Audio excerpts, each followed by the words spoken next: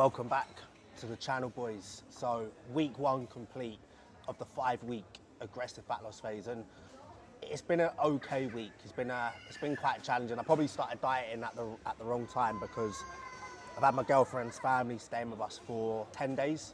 So we've got 3 more days left with them, and obviously there's been social events I've had to go out for food. But I think the positive of that, and for me, getting in shape is all about balancing that around your lifestyle. And we've still come in with 0.7 kilos down, not the 1.2 kilos that we're targeting, but we're gonna pick up the paces now. Once they go home, we're gonna fully lock in, we're gonna hit it hard.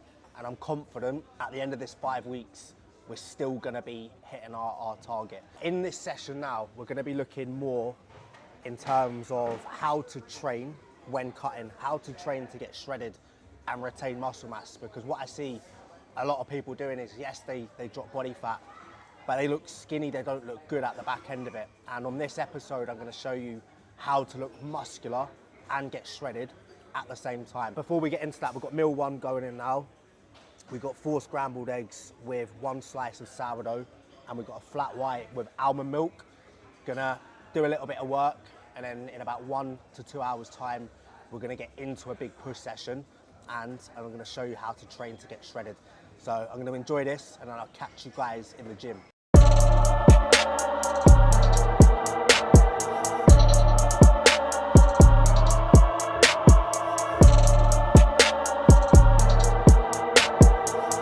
So we're getting into a big push session today. We're gonna start with 3 sets of cable flies, 2 warm-up sets, and now we're gonna get into 3 working sets. I always start with an isolation movement, especially in prep where food's reduced. There's an elevated risk of injury. So I always wanna make sure smaller isolation movements get some blood flow into the muscles, and it's just gonna minimize that risk of injury. So we've done 2 warm-up sets. We're now gonna get into our first working set.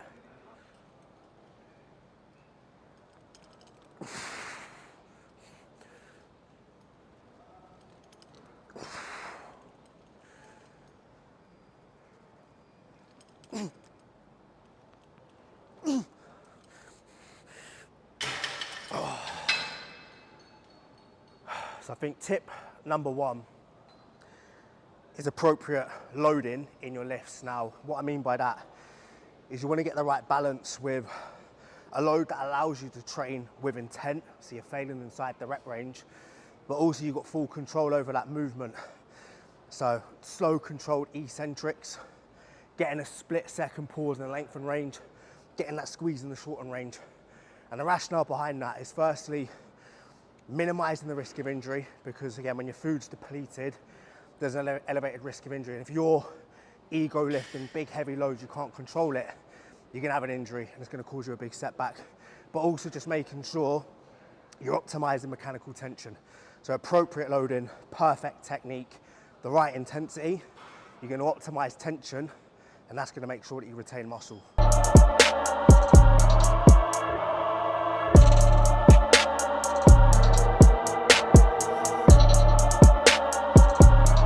Movement number 1 done. We've done 3 sets of cable fly, 2 top sets, 1 back off set, and that's typically how I train. So top set 8 to 12 reps, back off set 14 to 16 reps. Just a good tool for getting more volume, but also getting stronger across multiple rep ranges could lead to potential hypertrophy benefits. But isolation movement done, blood flow into the chest, especially if chest is an area that you struggle with. Isolation movement, blood flow, you're gonna get a better connection in your pressing movements.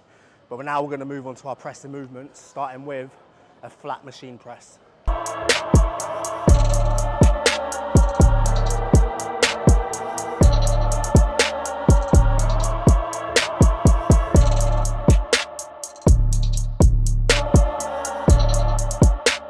We're gonna get into movement number 2. We've got a laying down flat machine press.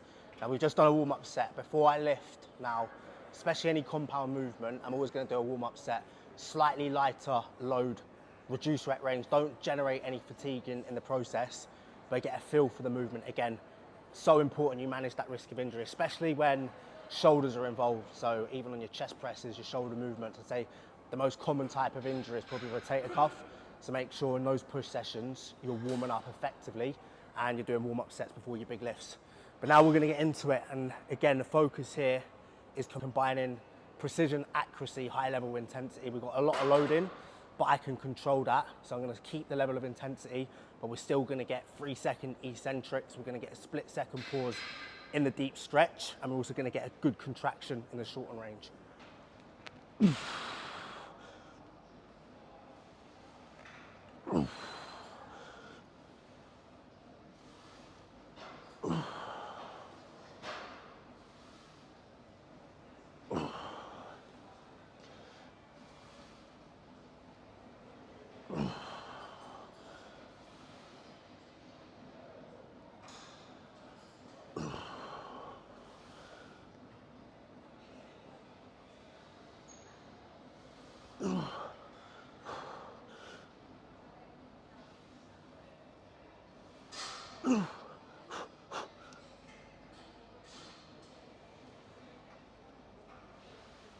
So that's movement 2 done. We're only going to do 2 sets there.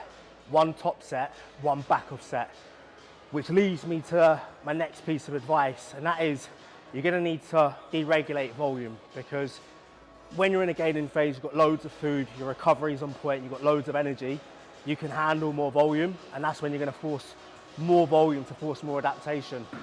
When you're in a fat loss phase, it's going to be more beneficial maintaining the levels of effectiveness within your training, so not seeing a drop off in terms of performance levels, but actually working with a slightly reduced level of intensity. And you need to monitor that every single week, so you're not just going to deregulate it for the sake of it. Monitor your recovery, log your lifts, monitor your ability to maintain performance levels, and when you start to see that deteriorate, that's when you're going to start reducing some volume from the plan. So it's all about collecting data and making changes based on data. So we're now going to get into movement 3, which is going to be an incline chest press. Again, 1 top set and 1 back off set. Machine incline press. Now, a key teaching point when it comes to chest training, and I think it's something that so many people get wrong, and it's why they don't ever build a big chest. And it's all about keeping your delts out of the movement and optimizing tension on your chest. Now, the way you're going to do that, whether you're doing a pec fly, whether you're doing a pressing movement, is you need to firstly keep your shoulder retracted and elevate your chest. If you start rolling your shoulder forward, you're going to start driving that with your delts rather than your chest. So shoulders retracted, chest elevated. And again, when you press, you need to keep your elbows tucked. So, for example, on this machine here, if you come in with your elbows flared up like that, you're going to drive that with your delts. So rather than having your elbows flared, tuck your elbows down, and that is going to drive it with your chest fibers rather than your delts.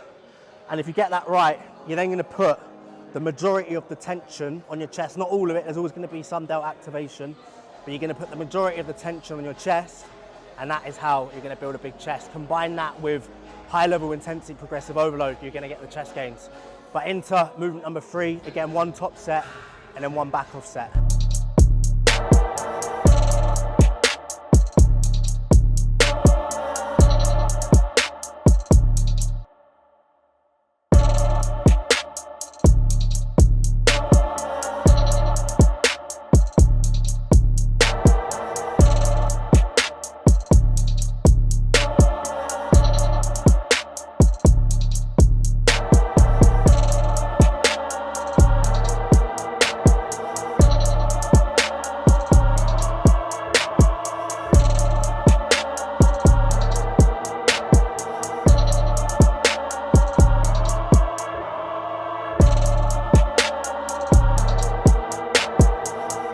So again, I'd say the most important component when it comes to maintaining muscle and not going skinny when you're getting shredded is the level of intensity. And I think especially when you're at that aggressive stage where there's a lot of cardio, food's reduced, your energy levels start to drop off.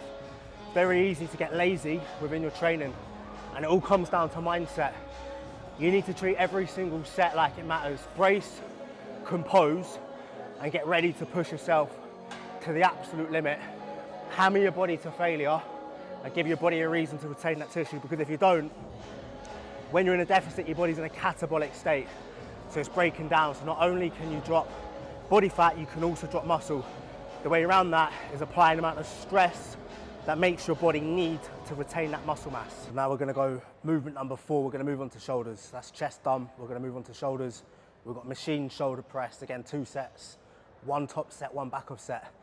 Now you can probably tell by now, we're just using machines. Typically for me in a fat loss phase, I will always optimize machine variations rather than free weights. In a gaining phase, when I've got more food, that's when I'll start utilizing more free weights. And the rationale behind that is machines offer more stability. And when you're in a fat loss phase and you're losing body fat, you're gonna lose leverage, you're gonna lose stability. So if you optimize machines, it's gonna be firstly, easier to maintain performance levels on, and also it's just gonna reduce that risk of injury again. And if you think about dumbbell pressing, so if I was dumbbell pressing shoulders now, I'm gonna have to pick the dumbbells up, I'm gonna have to kick them back on there.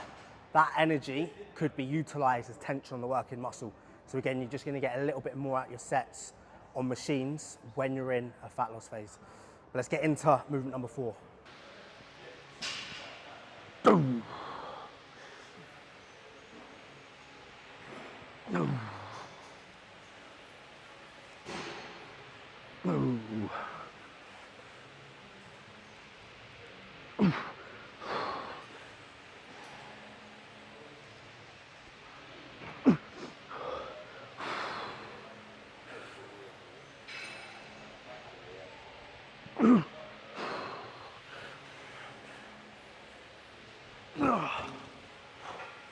So some common mistakes I see people make when training shoulders is, I think firstly is range of motion. They don't come long enough and they also don't get short enough. So in the length and range, you want to get your hands in line with your chin. A lot of people will come up in line with about their nose and their eyes. They're not getting their elbow down, they're not lengthening their delts out, they're not optimizing tension. And in the shortened range, they're not fully extending and getting in the shortened range. And something that's changed the game for me in my delt development is getting that pause and that deep stretch, because it's going to take the momentum out. If you're coming down quick and going up, there's a lot of momentum rather than tension. If you've got a 3-second eccentric, a split-second pause, take that momentum out of it, create so much tension in the length and range, which is going to lead to so much delt development. We've got one more set on here, one back off set, and then we're going to top out with some isolation work. We're going to move on to the next and the last shoulder movement. We've got a multi-flight machine. Now, if you don't have access to this, another good alternative would just be cable side lateral raises. Again, cable's machine offers a little bit more tension in the length and range when using dumbbells. And this is not saying I don't like dumbbells, I do use dumbbells as well, especially in the gaining phase. But on machines or cables, gravity's not pulling the weight down so much. So you can get a little bit more resistance, a little bit more tension in that length and range. So you could argue it could be a little bit more effective. Optimize rest in between sets. Again, a common mistake I see people make is they neglect that. They think, right, if I go very quick, high intensity, I'm gonna get a better workout. And if you're only resting like 60 seconds or less in between, you're not gonna replenish ATP. It's gonna impact your performance levels and you're gonna see a massive drop off in terms of strength. So for me, isolation movements, I rest 2 minutes. Compound movements, I rest 3 minutes. Don't rush that. The most important thing is going into the next set at a good level where you can maximize your performance levels.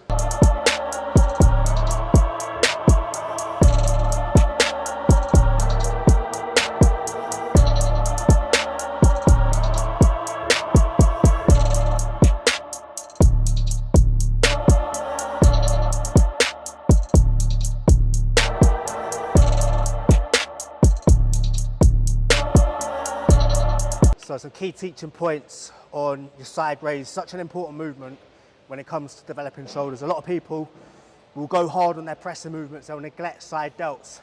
And side delts, rear delts is what's gonna give you that roundness, it's gonna give you that pop. So a few key teaching points here. Firstly, range of motion. What I see a lot of people doing is coming all the way in, bending their legs and swinging up. Keep your posture still, so keep your knees fixed, keep your body locked, bring your hands just outside your hips.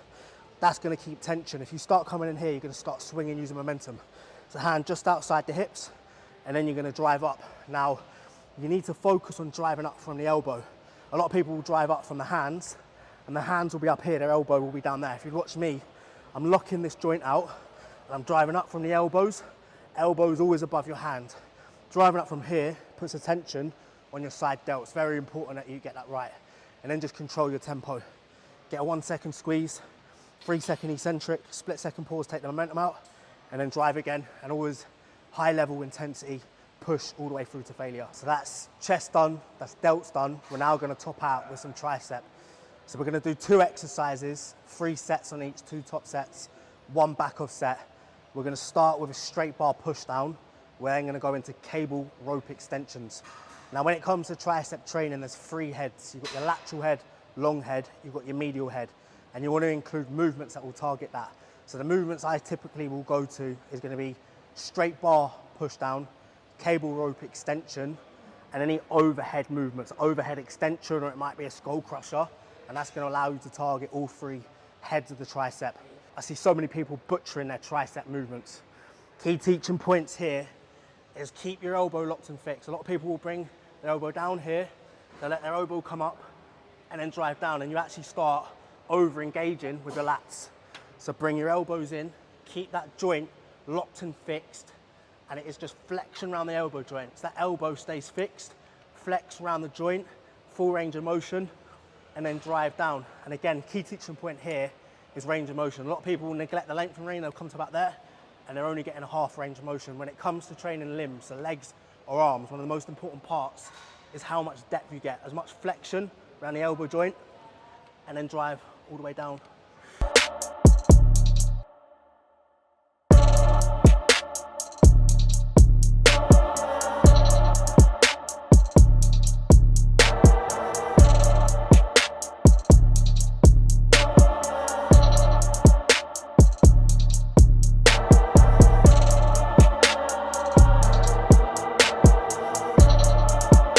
We're back in now with a physique update, and any OGs to the channel, this is memory lane, because when we first started this YouTube, me and Ben were doing our bodybuilding prep in Bernus, weekly physique updates in this exact same spot. So we are rolling back down memory lane. But week 1 finished in the fat loss phase, and to be honest, condition is coming in nicely, considering we're only 0.7 down. We're tighter around the midsection, tighter around the lower back, tighter around the hips, and we're also coming in with more vascular, nice amount of density in the chest and the arms, while stripping the body fat off. And I'm excited. If we've done this first week with a lot of social distractions, 4 weeks now, head in the game, no socials, we're gonna be putting a lot of work in, we're gonna go aggressive, and the changes over the next 4 weeks are gonna be mad. We're gonna be 7% body fat peeled inside out, taking it to a new dimension. So I'm happy now with how this is starting to unfold. Big session boxed off, and next week we're gonna go back to a full day of eating and cardio again. For me now, if I've come in this week 0.75 down, I've had a few socials in there, haven't been at 100% adherence, I'm actually not gonna adapt the plan. So cardio, training, nutrition is going to stay exactly the same, and I'm going to reassess that next week.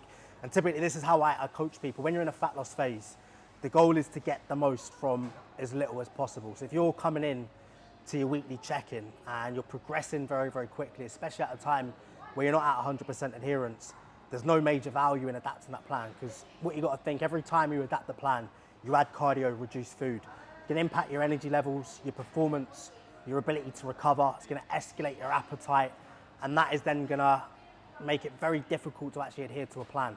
So it's all about getting the most from as little as possible, understanding the data and making the right changes to the plan. Manage your stress, your fatigue, your performance levels, your recovery, and that's going to make sure that you retain muscle in the process, and it's also going to make sure that you can adhere to the plan from week 1 all the way through to the end to actually get down to the desired body fat percentage. Now, another key component of it is more food's going to manage your hormones, it's also going to manage your metabolism. And if you're neglecting that, if you're just depleting food very, very quickly in your fat loss phase, your metabolism's going to slow down, your fat burning hormones like T3 and T4 are going to slow down, and at some point your body's going to struggle to drop body fat. There's no room in the plan to adapt it to overcome any plateaus, and that is the biggest mistake I see people make when it comes to getting shredded. So always get the most from as little as possible. So it's rinse, repeat for me this week. There's no social distractions. We're going to nail 100% adherence. We're going to reassess next week once we have that data, and then we're going to make a decision on the back end of that. And if we're not dropping, we go more aggressive again. If we're dropping very, very quickly, we hold that plan. We don't need to do too much. But that's a wrap for today. I'll catch you guys next week to see a week of 100% adherence as progression and what I'm then going to do to adapt my plans coming into next week's check-in.